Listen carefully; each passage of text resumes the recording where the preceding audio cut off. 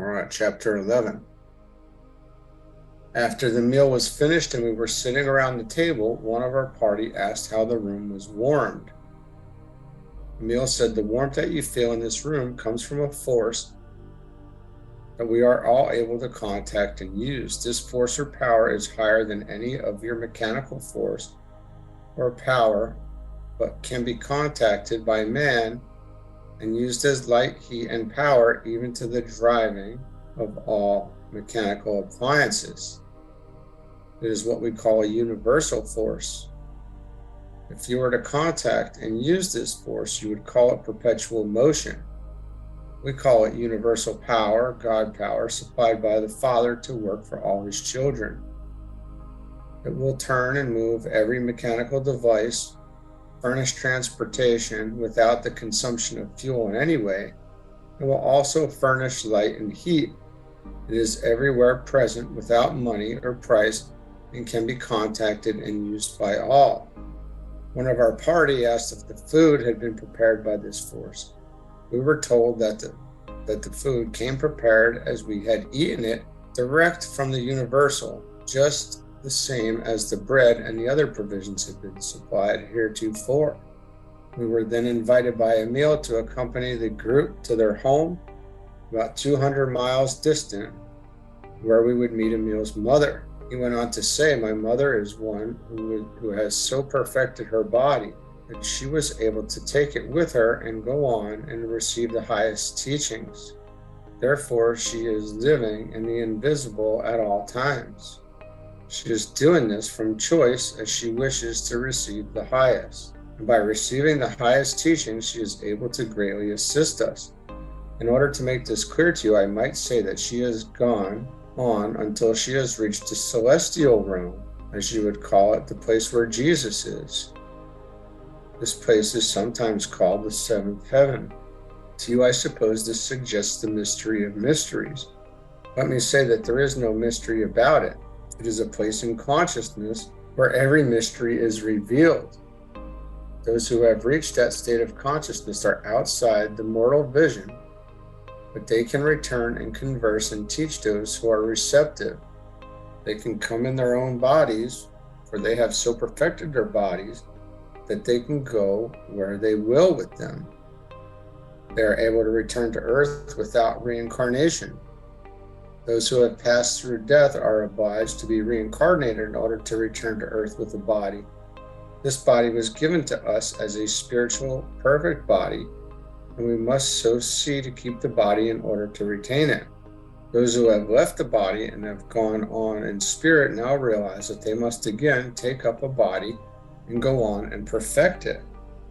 It was arranged before leaving the table that evening that the party should divide into 5 groups, each group in charge of one of the 5 that had appeared in the room and taken dinner with us. This would enable us to cover a larger field and would greatly facilitate our work. At the same time, it would enable us to verify such things as traveling in the invisible and thought transference. This plan would give us at least 2 of our men in each party, and one of the 5 as leader.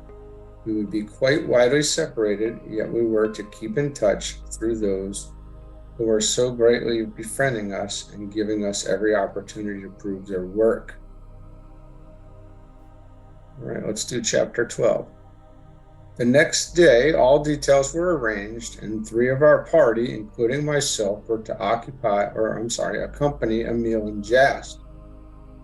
The morning following found each party with its guide and attendants all ready to depart in different directions, with the understanding that we should carefully observe and record all that occurred, and should meet 60 days later at Emil's home in the village just spoken of, 200 miles distant. We were to keep in communication with each other through our friends. This was accomplished each evening by these friends conversing with each other or traveling back and forth from party to party. If we wish to communicate with our chief or with any other members of our party, all we need to do is to give our message to our friends, and in an incredibly short time, we would have the answer. In giving these messages, each would write them out in full and note the time to the minute on each message. Then when the answer came, we would do the same. When we came together again, we would compare notes and found that all noted corresponded. Aside from this, our friends would travel from one camp to another and converse with us. We kept accurate records of these appearances and disappearances. Also, we noted the time, the place, the conversations, and all checked fully when we compared notes later. At times after this, we were widely separated. One party would be in Persia, one in China, one in Tibet, one in Mongolia, and one in India, always accompanied by our friends.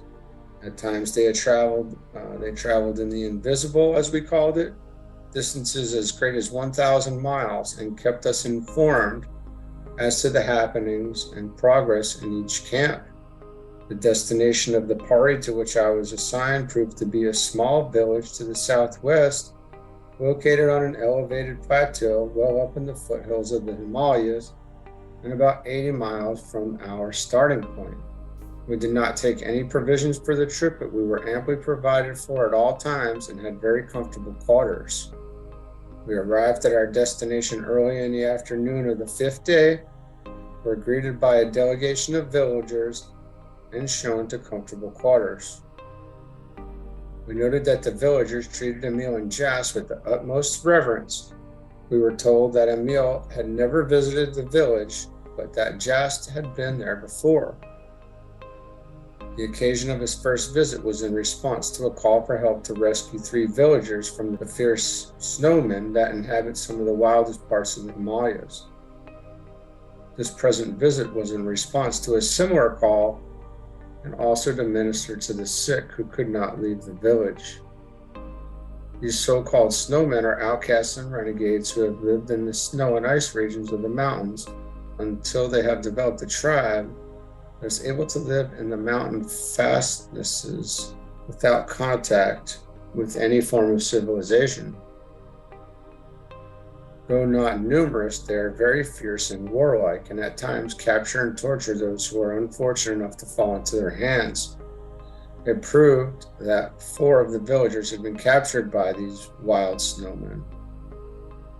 The villagers, being at their wits' end to know what to do, had sent out a message to get in touch with Jas, and he had come to the rescue, bringing Emil and us along. Of course, we were all excited, thinking we're to get sight of these wild people whom we had heard of but supposed did not exist. We at first believed that a rescue party would be organized and would be allowed to join, but these hopes were shattered when Emil announced that he and Jess would go alone and that they would go immediately. In a few moments they disappeared and did not return until the second evening with the 4 captives, who told weird tales of their adventure and of the strange people that had captured them. It seems that these strange snow people go entirely naked, and their bodies have become covered with hair like that of a wild animal, and that they can withstand the intense cold of the mountain altitudes. They are said to move over the ground very swiftly. In fact, it is claimed that they are able to pursue and capture the wild animals that live in the region that they inhabit. These wild people call the masters the men from the sun. When the masters go among them for the prisoners, they do not resist. We were also told that the masters had made a number of attempts to reach these wild people, but these attempts had come to naught because of the fear in which the people held them. It is said that if the masters do go among them, the snowmen will not eat or sleep, but stay in the open night and day, so great is their fear.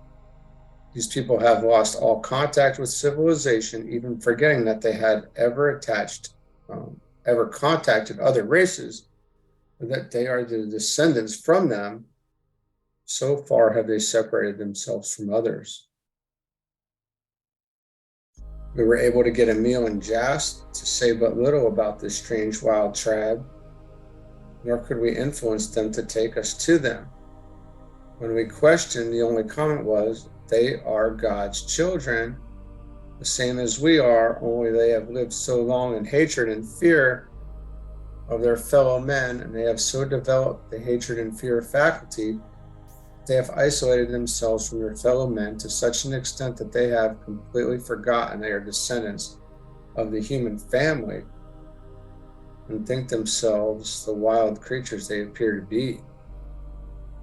They have gone on this way until they have even lost the instinct of the wild creatures, for the wild creature knows by instinct when a human being loves it, and it will respond to that love. All we can say is that man brings forth that which he gazes upon and separates himself from God and man, and in this way he can go lower than the animal. It would serve no purpose to take you among them. It would instead harm those people. We are in hope someday to find someone among them who will be receptive to our teaching, and in this way reach them all.